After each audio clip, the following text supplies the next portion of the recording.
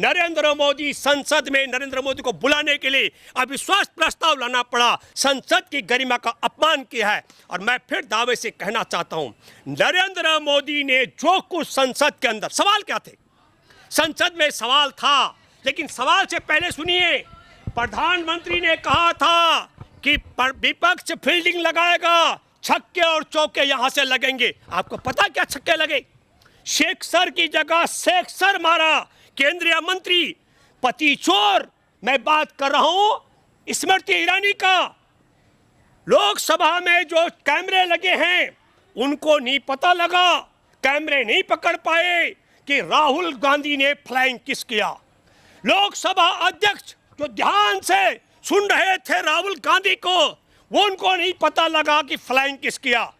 लेकिन एक पति चोर है संसद के अंदर, पति चोर, वो राहुल गांधी के सामने भी नहीं, बहुत एंगल अलग था, पर पति चोर ने मोदी जी के कहने के मुताबिक फील्डिंग पर सिक्सर की जगह सेक्सर मार करके कहा कि ये महिलाओं को फ्लाइंग किस किया है, फ्लाइंग किस। एक इसीलिए मैं कह रहा हूं, सबूत कहां? देखो, आपको एक बात समझनी पड़ेगी, जिस तरीके से भारत और धरती पर डिजिटल कैमरा आने से पहले हमारे देश के महान मानव, दुनिया के महामानव नरेंद्र मोदी जी डिजिटल कैमरे से फोटोग्राफी कर चुके थे, जिस तरीके से दुनिया में ईमेल आने से पहले वो ईमेल पे पत्र लिख चुके थे, ठीक उसी तरीके से जो संसद का कैमरा नहीं पकड़ पाया राहुल गांधी का फ्लाइंग किस, वो पति चोर महिला गृह बाल विकास मंत्री उसने पकड़ लिया, लपक लिया। लेकिन वो क्या था? असल में यही था छक्का और चौका। मेरे एक पत्रकार दोस्त हैं, जनसत्ता के एडिटर रहे, सेवानिवृत्त हो चुके हैं, उन्होंने हमसे कहा, भूपेंद्र रावत ये बताओ 2024 के चुनाव में क्या होगा।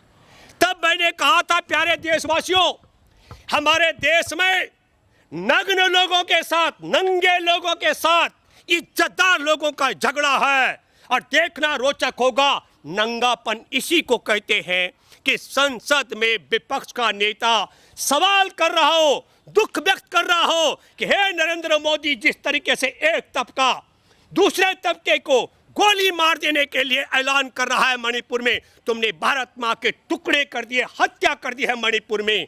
और ऐसा सवाल करने वाला, मणिपुर में क्यों नहीं जा रहे हो, मुख्यमंत्री को क्यों नहीं हटा रहे हो, मणिपुर पर चुप्पी क्यों साध रखी है, इस प्रकार के सवाल करने पर राहुल गांधी पर जिस तरीके से फ्लाइंग किस करने का न केवल आरोप लगा, लिखित रूप में चिट्ठी दी गई है पति चोर महिला की अगुवाई में।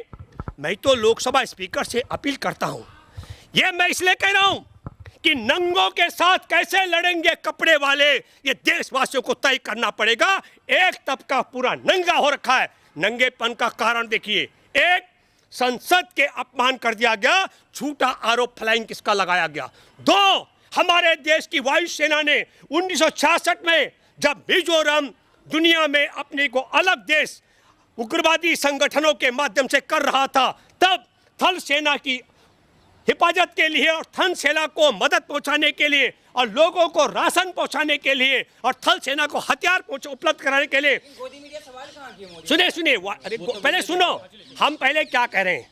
और जब हमारे देश की वायुसेना ने 1966 में उग्रवाद को कुचलने के लिए सेना की मदद की और सेना को हथियार पहुंचाए और जनता को रसद पहुंचाई, तब देश का नरेंद्र मोदी ने जो सवाल खड़ा किया कि क्या वह वायुसेना विदेश की थी, इसने हमारे देश की संसद के अंदर सेना का अपमान किया, इस पर देशद्रोह का मुकदमा चलना चाहिए।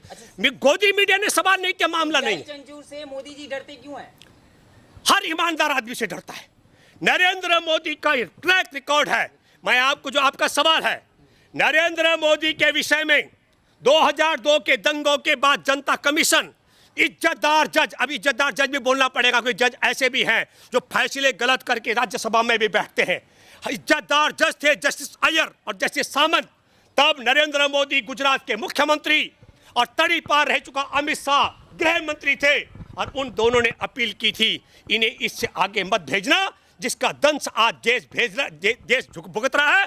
संसद में प्रधानमंत्री को बुलाने के लिए अविश्वास प्रस्ताव लाना पड़ता है। और मणिपुर में सेना के सूबेदार की बीवी और आदिवासी महिलाओं को नंगी परेड, और जिस प्रकार का वहां तांडव है, और जो से वहां मेइतेई आदिवासियों का आदिवासी मेइतेई नॉन आदिवासियों के खून के प्यासे हो चुके हैं, इस मुद्दे पर प्रधानमंत्री को बोलने के लिए अविश्वास प्रस्ताव लाना पड़ा। एक की नियुक्ति से सीजीआई को हटा दिया गया। हाँ, इसीलिए के क्यों? क्योंकि जो इनको तोता चाहिए, हमारे देश के अंदर स्वतंत्र इकाई है, स्वतंत्र संस्थान है चुनाव आयोग, और चुनाव आयोग को तोता बनाने के लिए, ताकि अगर वहां पर मुख्य न्यायाधीश की भूमिका रहेगी, मुख्य न्यायाधीश विपक्ष का नेता और प्रधानमंत्री अगर चयन करेंगे तो तोता को नहीं कर सकते हैं। इसलिए योजनाबद्ध तरीके से देश में लोकतंत्र को खत्म करने के लिए, और चुनाव का चरित्र मैं आपको बताना चाहता हूं।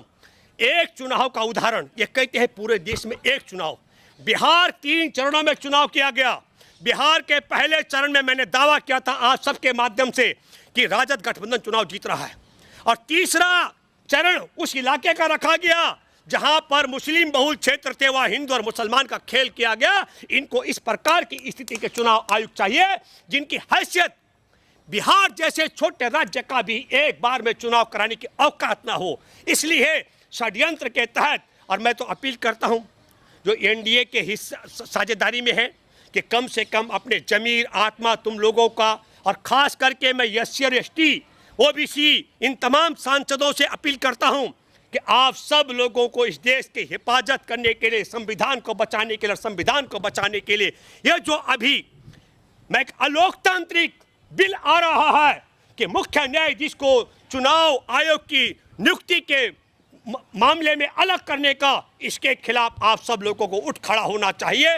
आप सत्ता का हिस्सा रहेंगे कि नहीं, लेकिन देश आपको याद करेगा। देश पे सबसे बड़ा कलंक के रूप में मोदी का यह प्रस्ताव आने वाला है। मोदी जी संसद भवन में जो स्पीच दे रहे थे वो as a like comedy types का कर रहे थे, हंस रहे थे, चुटकुला कर रहे थे। क्या आपको लग रहा है कि ऐसा संवेदनशील मामले पर इस तरह से हंसना करना ठीक रहेगा?